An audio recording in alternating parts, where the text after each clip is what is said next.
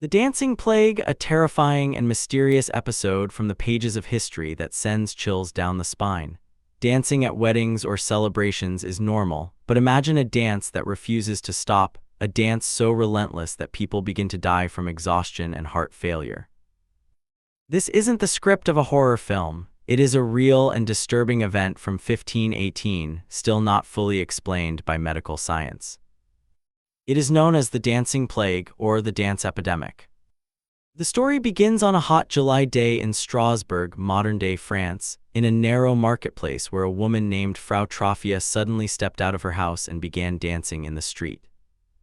This was no joyful dance. Her face showed terror, but her feet, as if driven by an unseen force, kept moving endlessly.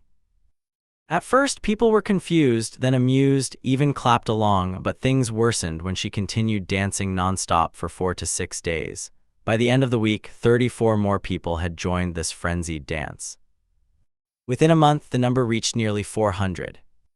The scene was horrifying. Men, women, and even children were dancing in the blazing sun, their feet bleeding, shoes worn down, screaming in pain and begging to stop, yet their bodies refused to listen. They couldn't eat, couldn't sleep, they could only dance. Then the deaths began. People collapsed on the streets from exhaustion, strokes, and heart attacks, while the rest continued dancing uncontrollably. The authorities and doctors of that time panicked. They believed the dancers' blood had overheated and that the cure was to let them dance until the heat escaped through sweat. This turned out to be one of the worst medical decisions in history. Stages were built, musicians and drummers were hired and paid to play music so the dancers could continue. This disastrous decision caused even more people, psychologically influenced by the music and madness, to join the deadly crowd. The marketplace became a scene of both music and death. Finally, after several weeks, the plague ended as mysteriously as it had begun.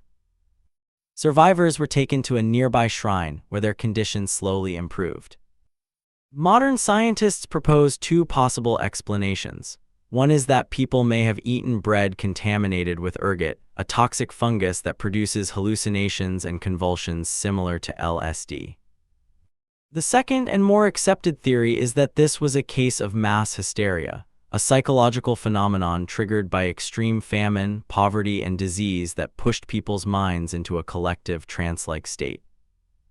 Whatever the cause, the Dancing Plague of 1518 reminds us that the human mind is one of the most complex and unpredictable things in the universe, capable, at times, of blurring the line between reality and madness.